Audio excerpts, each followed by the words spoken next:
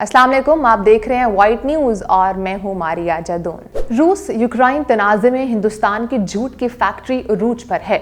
वो वक्त जब हिंदुस्तानी तालिब-इल्म रोमानिया और पोलिश बॉर्डर पर सिक्योरिटी फोर्सेस की मार खा रहे थे।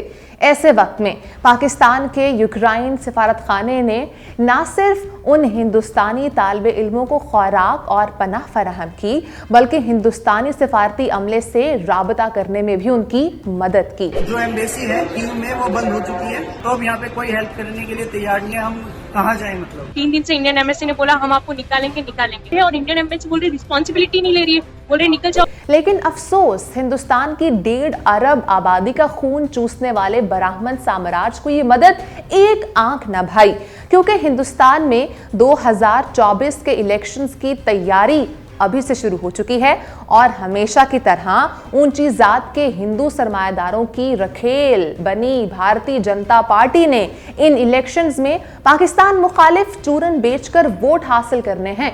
लेकिन अगर ये बात सामने आती है कि यूक्रेन में हिंदुस्तानी तालिब इल्मों को जब भारतीय सिफारत खाने ने बेयारो मददगार छोड़ दिया, तब पाकिस्तानी सिफारत खाने ने उन हिंदुस्तानी तालिब इल्मों की मदद की। प्लीज आप लोग हमें मदद करें, हमें कुछ नहीं पता, हमारी सारी फ्लाइट्स कैंसिल हो चुकी हैं और हमें कुछ नहीं पता कि हम वापस इंडिया कैसे जाएं। हम एम्बेसी को कॉल करे जा रहे हैं, यहाँ पे हम बहुत परेशान हैं, लेकिन एम्बेसी कोई जवाब नहीं दे रही है। आपका सिफारती अमला तो ऐसे हालात में अपने लोगों का फोन सुनना भी बंद कर देते हैं। इंडियन एम्बेसी में Vikram Kumar, we are calling them and he is continuously rejecting our calls. इस हालात में हम लोगों को गाइडेंस देने के बजाय ये लोग हमारे कॉल्स कट कर रहे हैं and they are completely ignoring us. इससे अच्छा तो साला मर जाते हैं हम लोग।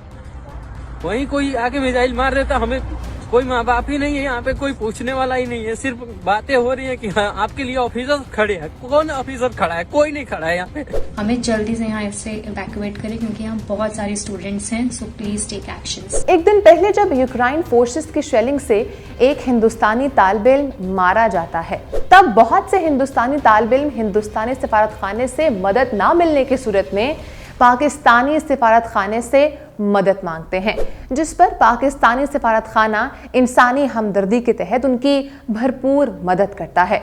लेकिन अफसोस, अगले ही दिन भारतीय जनता पार्टी और हिंदुस्तान की गरीब आवाम के टैक्सों पर पलने वाले चंद भारतीय चैनल्स ये प्रोपेगेंडे पर मबनी खबरें चला रहे थे कि तिरंगे ने पाकिस्तानी और तुर्की के तालिब-इल्मों की यूक्रेन से निकलने में मदद की। आप प्लीज इंडिया मीडिया की न्यूज खबरों को मत बिलीव कीजिए कि वो लोग हमें यहाँ पे मदद दे रहे हैं। इंडियन गवर्नमेंट हमारी कोई मदद नहीं कर रही है।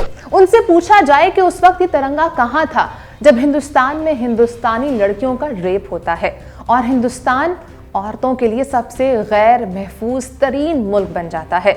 उस वक्त ये तिरंगा कहाँ था जब कोरोना के अरूज पर हिंदुस्तान में ऑक्सीजन खत्म हो गई थी और तब सिर्फ पाकिस्तान था जिसने खुले दिल से हर तरह की मदद की पेशकश की थी। उस वक्त ये तिरंगा कहाँ चला जाता है जब हिंदुस्तान की आधी से ज्यादा आबादी को 2 वक्त के खाने की रोटी मुयस्सर नहीं होती।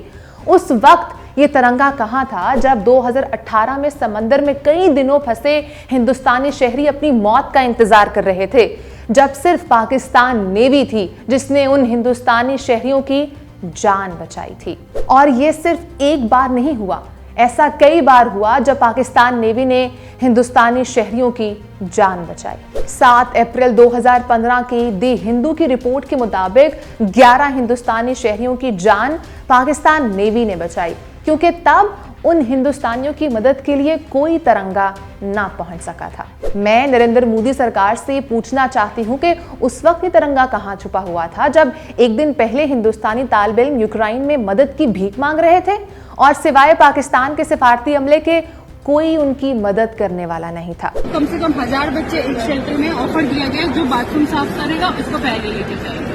सीरियसली हम इतना स्ट्रगल करके और बाथरूम साफ करेंगे। ये किसने कहा था आपसे? इंडियन एम्बेसी में जब उन्होंने बोला कि जो पहले वॉश करेगा उसको पहले लेके जाएंगे, तब सब चले गए। हिंदुस्तानी सरकार से हम यही कहना चाहेंगे कि जनाब, इतनी ज्यादा एहसान फरामोशी अच्छी नहीं, क्योंकि दोबारा भी कहीं हिंदुस्तानी शहरी फंसेंगे तो उनकी मदद के लिए हम ही आएंगे।